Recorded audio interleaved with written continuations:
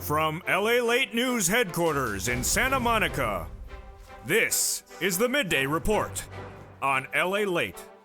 It's a big day here on LALATE with incredible great news about your fourth stimulus check update of 2022. Live and direct from the shores of Santa Monica, California, but I stand with Ukraine. We'll be going over the latest details that's unfolding right now over in Ukraine in the second half of this recording. We'll be looking at the advances against Odessa and what you need to know and how it impacts situations internationally. But first, we're going to start with the Build Back Better Act. The President of the United States name-checking it overnight, saying it's going to pass. Meantime, CR for stimulus getting a major update today. Is it good news or is it bad news? Then we'll be looking at those $80,000 of new stimulus checks. Have you got to them? You better. They're going live as early as today. Then third stimulus paying out. SS300, the opportunity to raise your benefits up. But is Jay Powell tasked with a new problem? Inflation, and now gasoline, and now corn and soybeans surging out of control. I'll look at the opportunity to raise your benefits up if you're on SSI and SSDI VA benefits as well. Then we'll be looking back at the big money for third stimulus and the big money the viewers got this week as well. It's an incredible recording with all the incredible sums of money. The first half of this recording going over the big checks available to you starting today, and the second part of this recording going over the economic developments that are coming by the minute, by the hour, because of Vladimir Putin's invasion of Ukraine. Surging gas prices overnight, surging grain prices today. A deal to potentially get more gasoline released from Venezuela could solve the situation. But is that deal in the works? I'll have that as well. Meantime, you'll learn for the first time on Home LA, while the current economic situation is here, if it's around in no less than 6 weeks from now, we could be heading into recession. What's going on? I'll have the latest details across the board that impacts your money, both domestically and from those world events internationally. And we'll be looking at the humanitarian crisis unfolding. We'll be looking at what's happening with Odessa in the next few hours as Vladimir Putin vows to take Odessa. What could happen, and I'll have the latest details from the ground there as well. It's a big home broadcast. I stand with Ukraine, and the details start right here, right now, as home gets underway.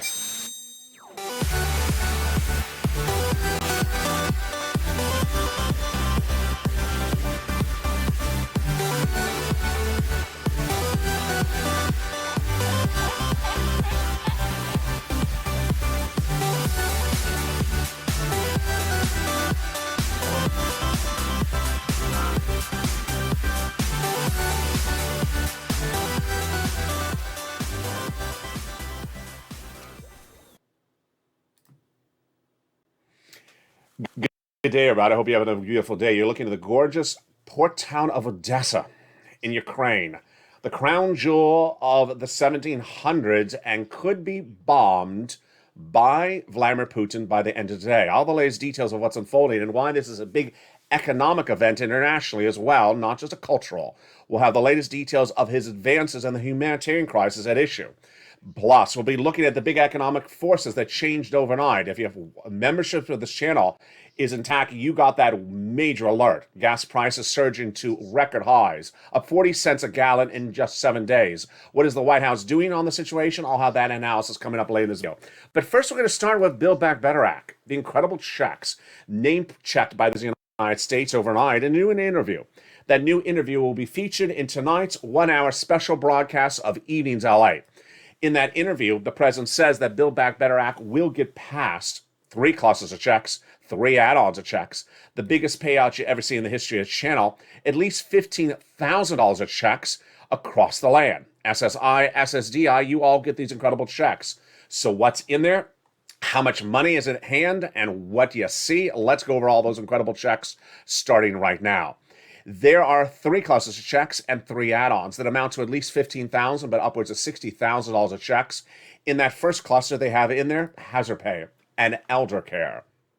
Also checks for young children, home repairs, and money for a new car, plus money for the college students. All these incredible checks will be detailed extensively in tonight's Evenings LA 1-hour special report. It's at 5 o'clock Pacific Standard Time, 8 o'clock Eastern Standard Time, and 7 o'clock Central Standard Time. In that first add-on of checks, Maxine Waters got in there a check to buy your first home. This is huge, just a little bit less than $25,000 for the purchase of your first home. And this is the first of 3 add-ons of checks to this incredible fourth stimulus recon, Build Back Better Act. In that second cluster of checks, we got home repairs and paid leave. Paid leave is a lot of money, upwards of $4,000 to $6,000 a year across the land. And that is the second of 3 clusters. In that second add-on, we got free home health care. $250 billion of free home health care for seniors and people on disabilities. In that third cluster of checks, we got lots of checks. Free internet for all checks, farmers checks, independent contractors checks, and seniors checks. 2 on the House, 3 on the Senate. On the House side, they got in there the Medicaid gap fix and the hearing checks. On the Senate side, they vowed to add in there dental, vision, and lowering the eligibility age of Medicare. Which is par for the course when we're talking about senators adding checks into this incredible recon, because among the checks they would add in there would be additional checks, including those MSCs. What are MSCs? MSCs are additional checks for adults, automatic, sent out from IRS, that would be added to the recon that already has $40,000 to $60,000 of checks in there. Who gets it? Eligibility would be the same as a third stimulus check. Single individual, $75,000 less, you get it. Married couple, $150,000 less, you get it. Double it. Family of 4, you get as well. Quadruple it. And if you're on benefits, SSI, SSDI, Social Security rail benefits, it comes to you as well. It is not income, it's not taxable, and it's offered on a nationwide basis. It's not state stimulus, it's national. And it's offered also to adult dependents. $2,000 the first month, $1,000 thereafter for up to 6 months represent the leadership to viewership of this channel. And that is MSC, one of the many checks already in the fourth stimulus recon that pays you at least $15,000 to $60,000 of checks. Now, the first opportunity to get a check sooner than that, of course, is CR for stimulus, a continuing resolution teed up for mid-March. But the breaking news today is a little bit problematic. What's going on? Let me tell you the details. A continuing resolution is set for mid-March, just later this week, with $1.5 trillion of discretionary spending allocated. The price tag agreed upon. The negotiations done. House, Senate, Republican, Democrat, $1.5 trillion of discretionary spending. Far more than enough for a $2,000 stimulus check for you. So what's new today then? A new report today suggests that the president's opportunity once again to ask for even a penny of that money for COVID would derail it and not get it done in the month of March. Yes. So over a week ago, I first detailed on this channel that the president was saying, I want a little bit of that money for COVID. And Republicans and Democrats said, no, you're not getting any. Then on Tuesday, in the State of the Union address, he said, I'm going to come back and ask for more money for COVID. And I said to you, I think he was winking at me. Either it was me or Jill. He was winking at someone. And I said, I think he's talking about the CR, but I don't know if he's certain.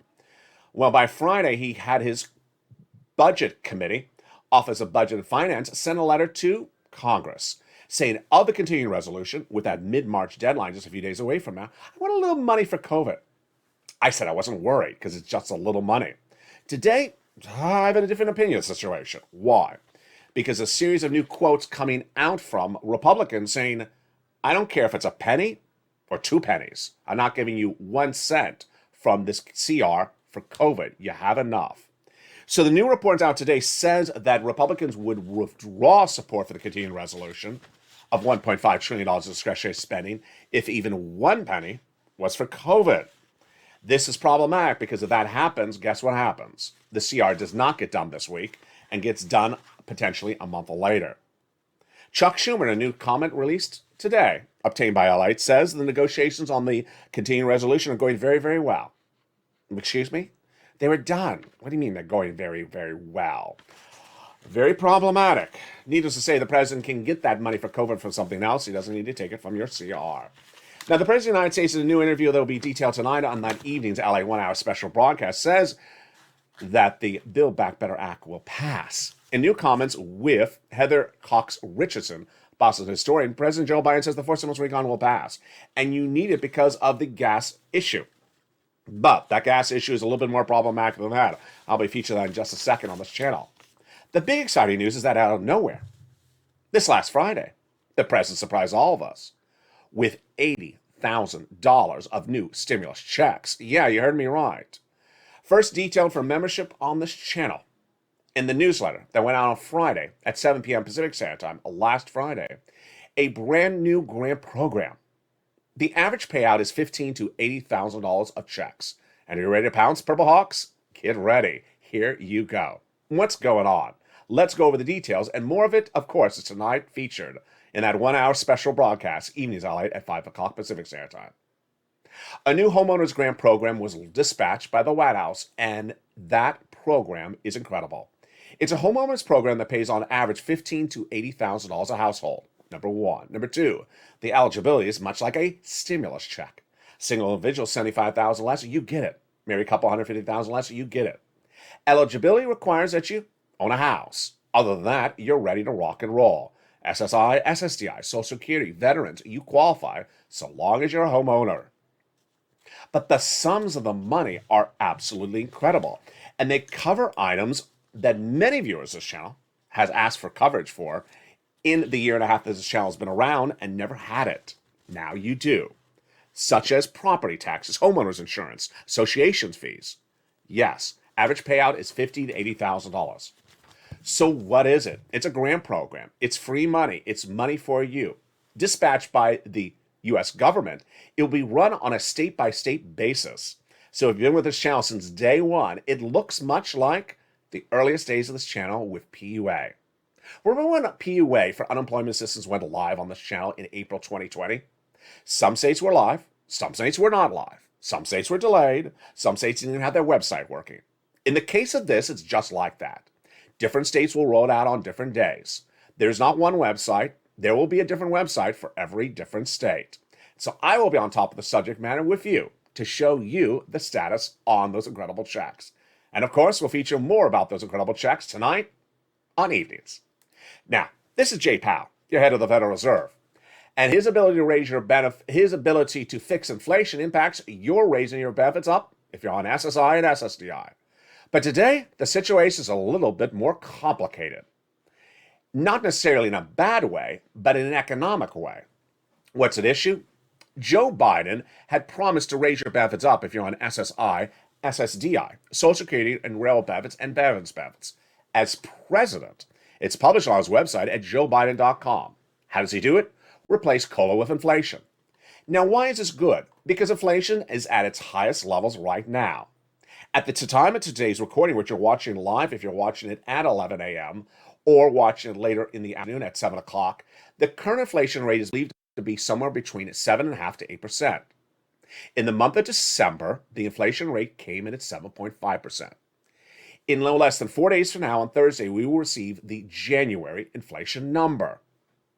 On Friday, I said that Wall Street is looking at 7.5% for this number this week.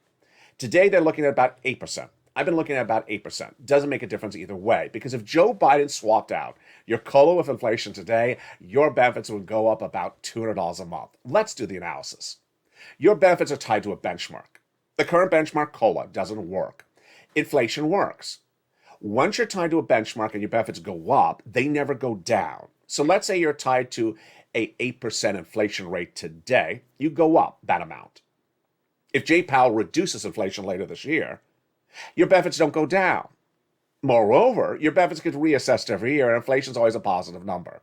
So if inflation goes down to 4% later this year, you go up another $100 across the board.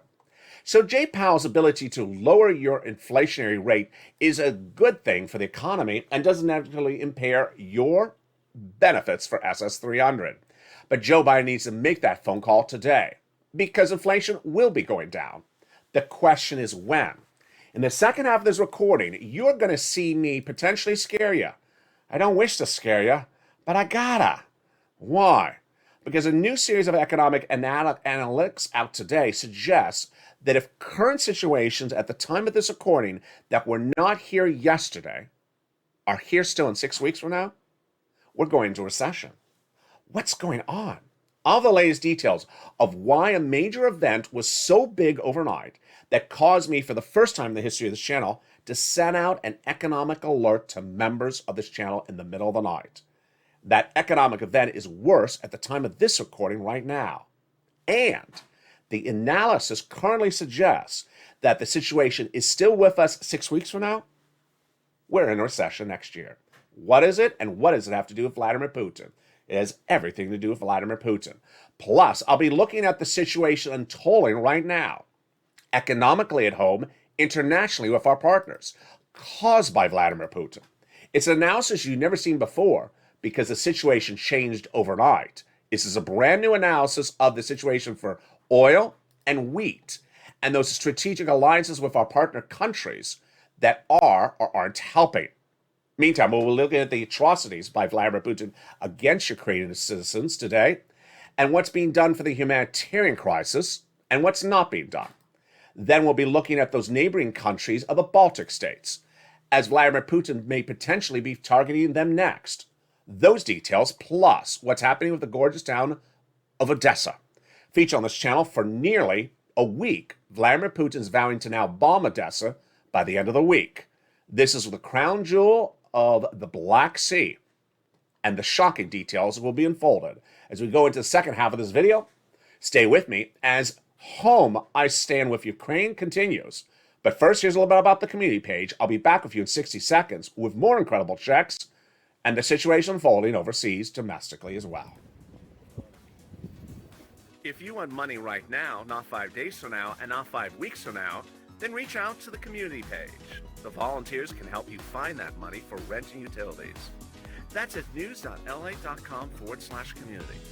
The community page features a series of volunteers who are viewers like you. They can help you find rent, utilities, SNAP, food benefits, mortgage assistance, and help you with eviction moratorium questions as well. Their Facebook, Twitter, and Instagram individuals reach out to them and indicate the city and state you're from, and they'll get back to you shortly. That's a community page. Volunteers working for you, viewers helping one another. Stay with LA for more. Join LALATE Daily for the excitement of the new LALATE live daily. The excitement starts on mornings LALATE at 9 a.m.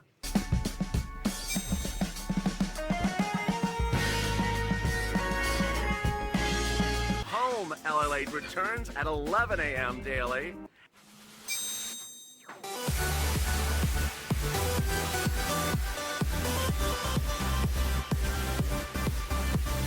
And then afternoons LALATE at 1 p.m.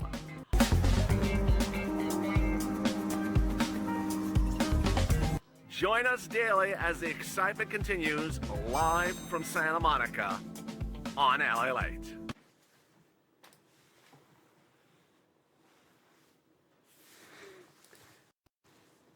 Good afternoon, everybody. You're looking at the beautiful area of Odessa that could be bombed by Vladimir Putin by the end of the week. What's happening with that? And why would not only be a cultural destruction, but also an economic destruction, not just domestically for the Ukrainian people, but also internationally as well. I'll be looking at the situation unfolding by the minute. It's a breaking, developing details, and you're watching it live on air, direct from Santa Monica, California, right now. But first, we're going to start back with your big money in the States and why the incredible money of the Build Back Better Act needs to get passed, and the incredible changing, developing details of SS300, what Jay Powell is doing and what he can't do because the situation is unfolding so dramatically across the board. It's a big second half of this channel, and it's a big second half of Home LA. If you're watching live at 11 a.m., here we go. And if you're watching at 7 o'clock tonight, here comes the second half. When you look at what's happening right now, Jay Powell, he has a big problem. Jay Powell is your head of the Federal Reserve, and his job is to bring down inflationary rates. He does it with a series of meetings, 5 meetings in the next 5 months, to bring down inflation by raising interest rates at particular meetings. But the problem is he has permutations which he didn't have even yesterday. What's going on? Gasoline prices are surging out of control right today. Never in the history of this channel have I ever sat on alert in the middle of the night saying there's a major economic event happening. And it happened last night.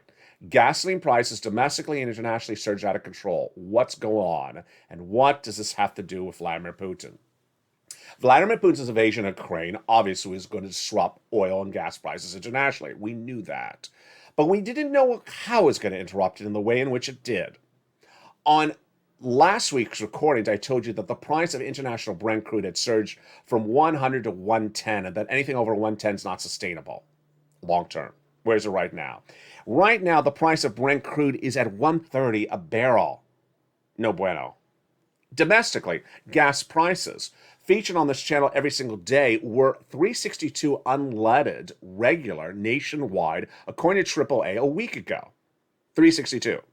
Then on Friday, $3.83. Today, Monday, March 7th, 2022, 11:30 p.m. Pacific, 11:30 a.m. Pacific Standard Time, $4.11. It's gone up 40 plus cents in 1 week. Is it sustainable? No. A series of new analytical reports says that $4 a gallon is not sustainable in the United States for 6 weeks. And if $4 a gallon remains the national average of gasoline in the United States by the month of May, we're going into recession. It's as simple as that, and that is a very big concern. So why did gasoline go overnight, and why is this a big surprise for everyone? In fact, it's a surprise for me. On yesterday's recording of Evenings LALATE at 5 p.m. Pacific Standard Time, I ran the following quote. The national average could get to $4 a gallon next week. That was the quote 8 hours ago. It's far over $4 now 8 hours later on Monday. What happened since last night? What happened since last night was a move by U.S. officials to potentially ban Russian oil in the United States. Let's go over what's going on and what you need to know. First, your economy is stabilized based upon a stable gasoline price in the United States. And a stable gasoline price in the United States is stabilized by an internationally stable gasoline price. If any of those numbers are going out of control, everything goes wacko. Well, what's going on? The international price of gasoline out of control, the domestic price of gasoline out of control, and all these events started, ironically, with this person. Yeah. Nancy Pelosi on Friday issued a letter to her House members saying that she's considering banning import of Russian oil in the United States. Good. This is a moral move. As a society, we should ban the import of Russian oil in the United States. Now, let's go over the economics of the number. Russian oil only amounts for 5% of the U.S. consumption of oil. It's very small. So banning Russian oil doesn't impact our economy economically or by quantity, because we use very little Russian oil, less than 5%. It's a good moral move to ban it. But here's what's the issue, is that as soon as that quote ran out, international gasoline prices surged. Why did international gasoline prices surge? Because many thought that if the White House, or at least the United States led by Nancy Pelosi with that comment on Friday, starts with a move to ban Russian oil in the United States, then other countries internationally would also ban Russian oil. In fact, you don't have to even guess it. Anthony Blinken, who is our Secretary of State, spoke about the matter less than 24 hours ago. He said the U.S. and allies are considering banning Russian oil altogether. Really? That is really likely why oil surged out of control. The way gasoline works is the more that's available, the cheaper it is. The less it's available, the more expensive it is. If you ban Russian oil across all our partner countries, then there's less oil available because Russian oil is no longer part of the food chain. And that's why the prices went to skyrocket. Brent crude went to $130 a barrel overnight. It was $110 7 days ago on this channel when Vladimir Putin was in Ukraine. So this is very bad. This is not a sustainable level. So what's going on with the White House to fix the situation? Or is the White House making the situation worse? You're going to have both analysis and commentary starting right now. First, the White House needs to stabilize the amount of production of gasoline in the United States and needs to stabilize the amount of production of gasoline for our partner countries. If the United States doesn't do both things at the same time, we all get hurt. All the economies suffer. Let's go over the example. There's a gasoline issue in the United States. There's also a gasoline issue in Italy. If the United States does not make sure that gasoline is stable in the United States and in Italy, both of our economies go down dramatically because we're dependent, coexistent economies. So we have to solve not only our domestic situation, but our partner's country situation. Now, the way we do it domestically is different than the way we do it internationally. And you know the answer for this one. In the United States, 95% of our gasoline is not Russian-based oil. In the case of a partner country like Germany, the vast majority is Russian-based oil. In the case of a partner company like Italy, the vast majority is Russian-based oil. So for us to pivot 5% off of Russian oil because of a Nancy Pelosi bill, fine. Moral move, good move. Economic impact on our economy, not inherent from that alone. It's what we do with our partner countries. Here's what's happening. What's happening is the White House has missed the step on this one. The White House should have had in place since October of 2021, in my opinion, a contingency plan ready to get oil for our partner countries if Russian oil is sanctioned and no longer consumed by our partner countries. In October 2020, before Halloween, I told millions of viewers of this channel that a potential Russian invasion of Ukraine could be happening in 2022, and it would be the major economic event of 2022. It was very obvious to report that subject matter before Halloween of 2021. There was 100,000 Russian troops at the border of Ukraine. I said, if that happens, folks, it's a major economic event. We all know that the major export of Russia is oil. So we also knew that was going to be a major economic event. Very simple. I was not alone. The White House reportedly told Janet Yellen's Treasury Department at the time, in October 2021, in the event that there's a Russian invasion of Ukraine, what things can we do to sanction Russia that don't negatively impact the economy? Did the White House, however, tell Janet Yellen to also analyze, and her team to analyze, the economic impact of oil disruption because of a Russian invasion of Ukraine? Yes, it did. So at least the White House told Treasury to do it. But did Treasury set up alliances, agreements, negotiations, meetings, deals to get ready to have our partner countries get oil in the event that we take Russian oil out of the equation? No. We know it's not the case because Anthony Blinken in interviews this weekend said we're now talking about the subject matter. Now talking about the subject matter? I've been talking about the subject matter since day one of the invasion. Day one of the invasion, I said, okay, it's very likely that Russian oil is going to be out of the equation just if this war goes on. So where are we going to get the oil for our partner countries like Italy? I said Venezuela. Venezuela is the number exporter of oil internationally. Let's get some oil from Venezuela to our partner countries. Well, now today, the White House is working on this. Today? Should have been working on this since October. Now understand the White House can move really quickly when it comes to economic alliances. This is part of what we call the G20 or the Western allies.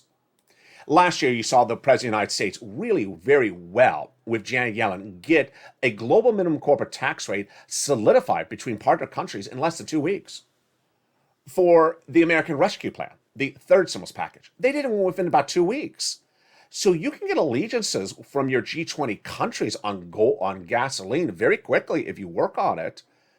Haven't worked on it. The new reports today suggest the White House is now finally trying to pivot and try to reach out to Venezuela, saying release some gasoline to our partner countries. But folks, this is a little bit on the last 11th hour. Let's go over the timeline, because I know you like those calendars, especially Calendar COD and Calendar Colleen. We're here in March.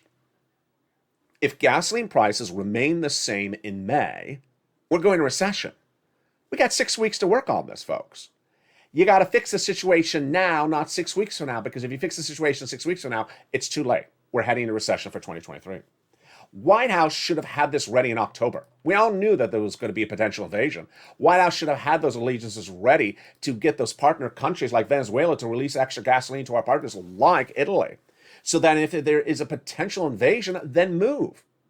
White House certainly was watching OPEC plus countries meet last week. I was watching it. You were watching them. And they said, we're not ramping up production. So they ain't helping us. Certain countries can help our partner countries and haven't. And while NATO's focusing on strategic alliances for acts of aggression, what about economic alliances? Now let's go frank to where we are right today. And this is actually very troubling. A series of new reports today suggests that this war, Russia and Ukraine, is really causing almost two types of economic global environments. Since the fall of the Soviet Union, we saw that China and Russia was brought into the G20 countries, and we was all one global environment. Now it's looking like there's going to be two different global economic environments, democracies and non-democracies. So among the democracy countries, we have to work as friends and allies. And that involves getting Venezuela to release gasoline, involves Venezuela getting relaxed gasoline. It also involves very difficult subject matters, like Iran. Iran has been in a nuclear treaty agreement stage with the United States for a while. And the solidification of that agreement would release millions of barrels of gasoline to bring down the price of gasoline internationally for us. But that deal's not here. So let me go over the situation for the gasoline right now and why this is out of control. Domestically, we can produce more gasoline, and that production is West Texas. It's Americans for Americans. Americans helping one another. Americans saying, I'll produce more gasoline for Americans to bring down the price of gasoline in the States and bring it down dramatically overnight. That solves us and our problems at home. Americans helping with Americans. But someone's not helping the situation. Who's not helping the situation? Again, the White House. The White House, in a series of new interviews, was asked whether they had reached out to West Texas to increase production of gasoline domestically. Refused to answer the question. But we don't need to have them answer the question because West Texas says they have not heard from the White House about ramping up production. Understand, if West Texas Americans ramp up production of American gasoline, gas prices come down in the United States. Great. Why not let West Texas ramp up production? What's so negative about West Texas making more gasoline for us fellow Americans? Oh, we want to buy $80,000 electric vehicles. We can do that at another day. The president over the weekend was tweeting that you should all go consider that beautiful new GM pickup truck that's $80,000 in electric. Good, Mr. President. But for now, can we ramp up some production of gasoline in West Texas? Because a lot of us can't afford an $80,000 electric pickup truck. And it's not particularly that attractive either. But otherwise, let's go back to the subject matter, which is that West Texas can solve our problems. The White House hasn't reached out to West Texas to solve the problems. White House hasn't reached out to those partner ally countries to get their gasoline realigned. And guess what? The White House was shot down today. Economically, let's say. Germany said no to the U.S. minutes ago. When asked whether Germany would ban import of Russian oil, as the United States is considering to ban the 5% we consume of Russian oil, Germany says, no, we're not doing that. We need Russian oil. We don't have an alternative at the moment. Now, let's go over the logic of this. If the White House had prepared with Germany to get an alternative for Russian oil back in October, I think Germany would say, yes, I have an alternative. The White House worked on it. We've been working as a team, and Japan and South Korea and India, we all worked as a team over the last 6 months to get an alternative to Russian oil. We all worked as part of the G20 alliances to get an alternative to gasoline ready. We have it ready. But for Anthony Blinken to say, oh, just don't use Russian oil, well, what's the alternative?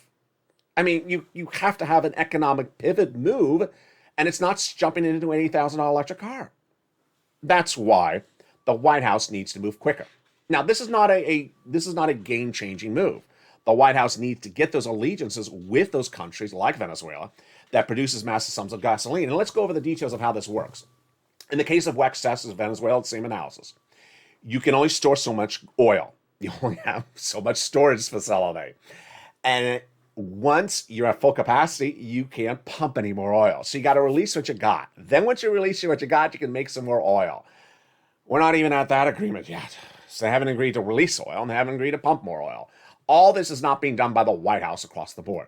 Now, the problem is a little bit larger than that, because here is where I get a little bit antsy. And you know what makes me antsy in my pantsy? Is where we don't know the risks. And which one is that? Wheat, soybeans, corn. Oil is easy, folks. Oil is easy. You buy it, you put it in a barge, you ship it, it lands at the port. The current oil situation right now is going to be much worse at the end of March because the oil arriving in your ports right now was bought before the Vladimir Putin invasion of Ukraine. So once you see the impact from the invasion, you're going to see it by late March. That's the oil bought then. Case of wheat, it's much more complicated. In the case of wheat, Vladimir Putin is now trying to take Odessa. He's been trying for over a week, and Odessa is the crown jewel of the Black Sea, a very agrarian community with rich soil. And that is a big area to export wheat and grain. Wheat and grain is surging out of control as well. But are you hearing on broadcast media? No. Do you remember the wheat crisis of the 1970s, where everyone was in their pickup truck trying to get wheat at the local store? No, there was no such wheat crisis. So this is something we've never seen before. And this is something that I'm worried about because no one's doing the analysis. When you don't do the analysis, this is where you get in trouble. In the case of recessionary environments, we often see them coming because we understand the analytics or the events or the numbers that are happening. Gasoline, we see it going up. We're worried that it will bring us to recession. Wheat, do you hear anyone talking about wheat? No. The White House was asked about it. They said, we haven't even thought about it. Hold up now. Since October, we knew that there potentially would be an invasion of Ukraine by Vladimir Putin. So the White House should have at that time told Treasury, look at all the economic issues in the United States that could be impacted by Vladimir Putin, or at least Department of Interior, at least the Department of Agriculture. What economic industries in the United States could be impacted negatively by Vladimir Putin invading Ukraine? Wheat is so simple. Why could I have said to you in October that wheat would have been a casualty potential of an invasion? Crimea. Crimea was annexed by Vladimir Putin several years ago. Crimea is along the Black Sea. Crimea is down from Odessa. And right now, Vladimir Putin is trying to move forces from Crimea into Odessa. He's trying to take Odessa. It's the major port town. It's all that same beautifully rich agrarian area. We could have seen that a potential disruption of an agrarian part of Ukraine could happen in early 2022 as a potential risk. Well, I've been reporting it for over a week. And Reuters interviewed the White House just a few days ago asking, hey, have you considered whether wheat disruption and prices may be a casualty in the United States of an invasion of Ukraine? Why this is not? Has the White House pivoted to do anything to do with the situation? No. And what we feature tonight on Evening's LALATE special 1 hour broadcast is that many U.S. producers of your product, your breads, your cereals, traditionally don't buy wheat from countries like France and have had to pivot because they can't get it from where they normally get it from. If you are a farmer and you make wheat in the United States, you sell it. But suddenly the wheat is worth a lot more money, or the price is a lot more money, because there's a shortage of wheat coming out of Ukraine. What does that mean for millions of Americans? Millions of Americans may be going to the gas pump and saying, hey, oh my goodness, what happened to the gas price of gasoline? But then you go to the supermarket and you say, wait a second, what happened to the price of bread? When did bread go so up? And why is bread going up? Is anyone telling you why bread's going up? I am. Tonight on Evenings LA, I'll explain to you why, if you don't have this stabilized, then we could be going into recession faster because of wheat prices out of control than even gasoline. Here's why I'm concerned. I'm concerned because wheat is a much more pervasive consumer product than even gasoline. If you have to spend more for bread at the supermarket, you're going to be impacted negatively faster than the gasoline you spend. It's all economics, and it's all in front of us. So Jay Powell, head of the Federal Reserve, he has a big problem. He has a big problem. This week he meets with the FOMC meeting, and he has to determine how to bring down inflationary rates by raising interest rate, maybe a quarter basis point, as he said. But what he doesn't know is I have a brand new energy crisis in 7 days that I didn't have 7 days ago. Can it be fixed with Venezuela? Can it be fixed with Iran? Am I going to have an energy crisis overseas in partner countries that impact the United States? Are we getting increased production in West Texas? My goodness, Jay Powell normally has 1 or 2 things to consider. Now he has 20 things to consider. And here's the problem. If he comes in too strong on his interest rate spikes in April, not March, which is looking to be quarter basis point, we could be inverted. We could have too aggressive a policy by the Federal Reserve and too much casualty data coming on the back end. Bad gas, an energy crisis, a food and grain crisis, a stagflation crisis, an unemployment crisis, and a trade situation crisis. And guess what? By that point, you're already in recession. Now let's turn back to what's happening overseas internationally with Vladimir Putin today, and also what is impacting us at home. Over the last 7 days, I detailed that Vladimir Putin is trying to take Odessa. Odessa, of course, is on the Black Sea. The crown jewel of Catherine the Great. It is a major city. It is the number one port for Ukraine. What is Vladimir Putin trying to do? He is trying to control Odessa, because if he takes Odessa, then he controls all imports and exports out of Ukraine as its number one port. Then he's also trying to really create a moral victory or an emotional victory, because Odessa is such a spectacular town.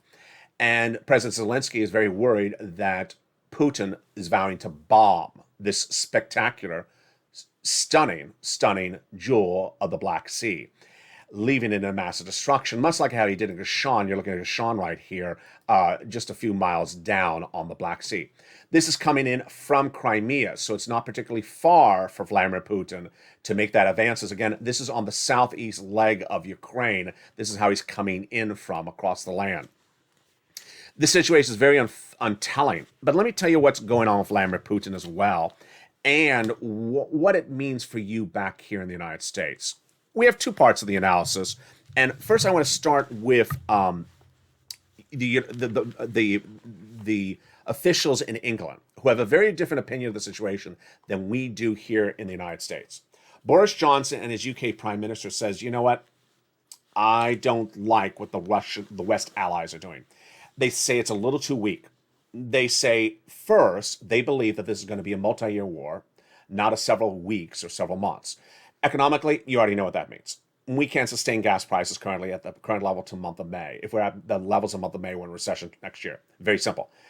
So while we may think this war may be a few days or a month, if it goes to May, we go into recession in 2023 at the current levels that aren't being fixed. But more importantly, the approach by British officials is, you got to do something a little bit more than we're doing right now, because this may go on for a while. And doing more is not just strategic, but also economic. Let me go over what Vladimir Putin is doing right now. First, let's go over the humanitarian issue. In the capital of Kiev, there's the city and the rural area.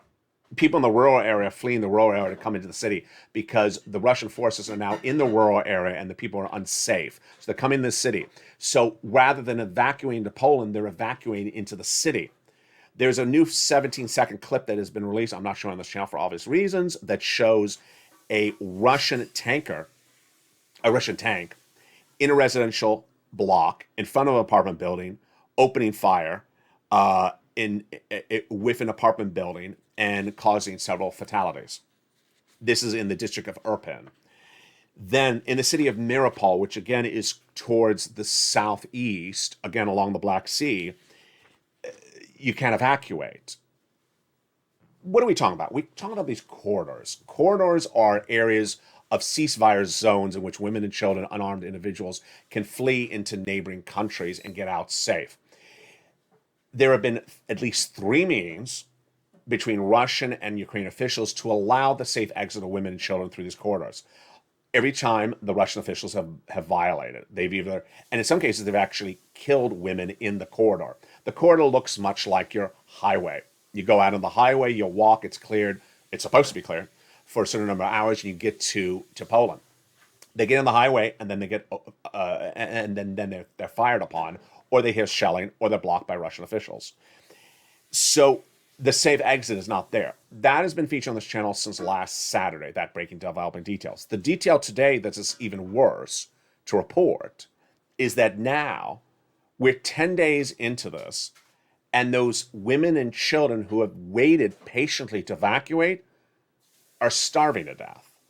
So they've been without water, they've been without food, they've been without electricity, and they've been waiting for now 10 days to get out of that confines, and it's getting very serious.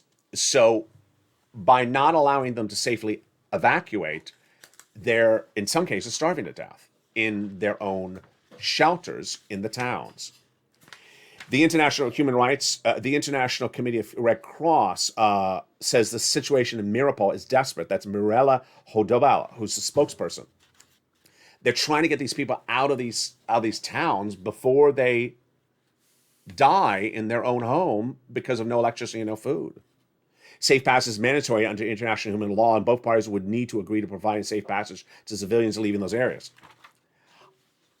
On Saturday, I said on this channel, I don't know how this story, the inability of Russian officials to honor a safe corridor zone, can stay on front page news for more than 24 hours. NATO alliance countries, their job is to protect one another. NATO countries protect fellow NATO countries. Acts of aggression against NATO countries that protect one another.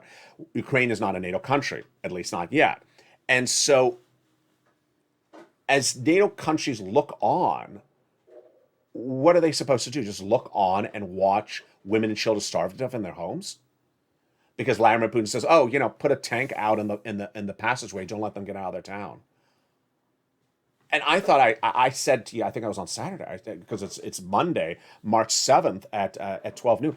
I thought I wouldn't even be covering the story in less than 24 hours. I thought this would be such a horrific situation that someone of these international organizations would say, "Hey," and I'm not talking about charity organizations, I'm talking about NATO, would step and say, "Hey, you got to solve the situation. I understand it's not a NATO country. You've got to solve the situation." I haven't solved it. I don't know how this can keep on going on. And we're only at day 10 of this ordeal. Imagine this goes on for 20 days. I told you last week that Vladimir Putin took the #1 nuclear facility in Ukraine. It was not to create radiation. It was to cut off electricity. And by cutting off electricity, he disables the ability to exist peacefully in a country. The Baltics remains another big issue today, and it's very unclear where it is. No one really knows the answer on this situation. The Baltics are a series of countries that are NATO countries that are abutting Russia, like Ukraine.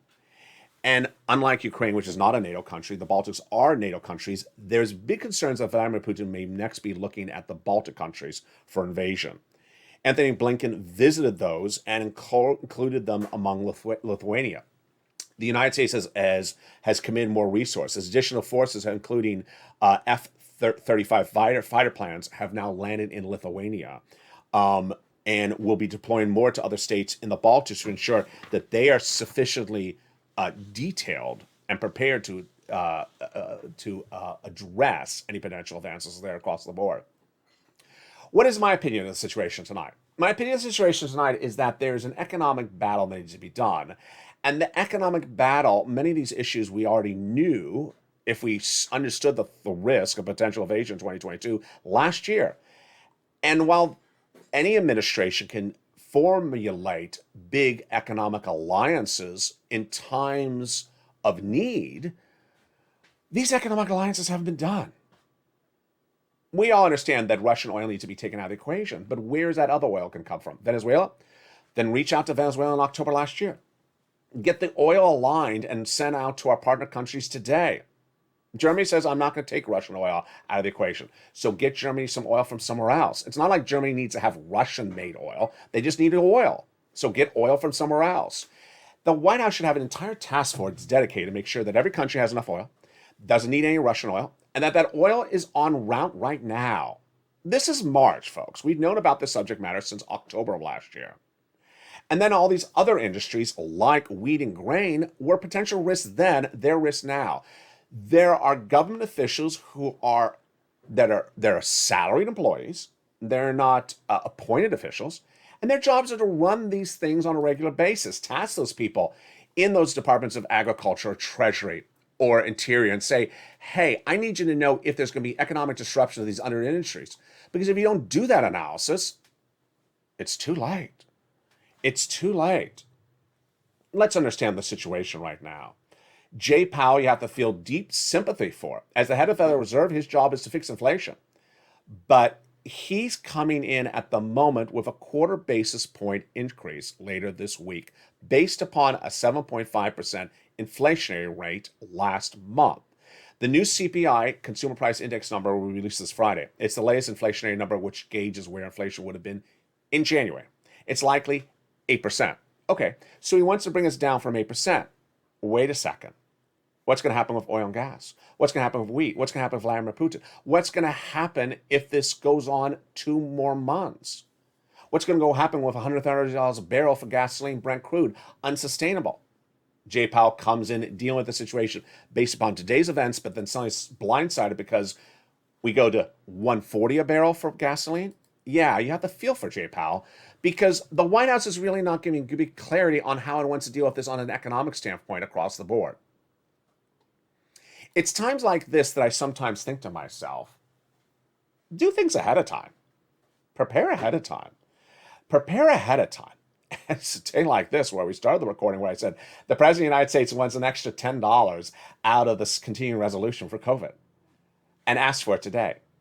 We've been doing CR for stimulus for a few weeks. If you wanted the money for COVID, ask for it. Well, he did ask for it last week, was told no. So he should have moved on at that point and found somewhere else. He's back again asking for it at the 11th hour, right before the continuing resolution is going to be done. And now Republicans are saying, no, you asked for it at the 11th hour, we're kicking it over to April. White House seems to leave things to the very last second. But in the case of oil, wheat, Vladimir Putin, and economic issues, we only got 6 weeks to go, folks. 6 more weeks at $4 a gallon, nationwide national average at the pump in the United States brings you into recession.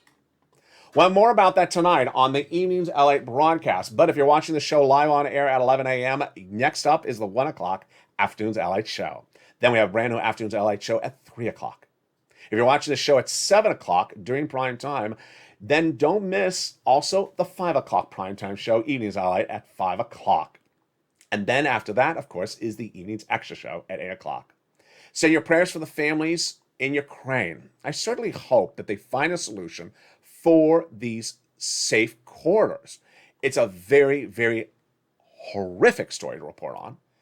And day after day, week, hour after hour, I wonder why the situation has not gotten better.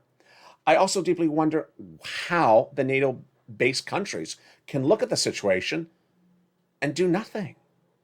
Send your prayers for the families across Ukraine and, of course, Odessa. This is how it looks today. This is how it looked yesterday.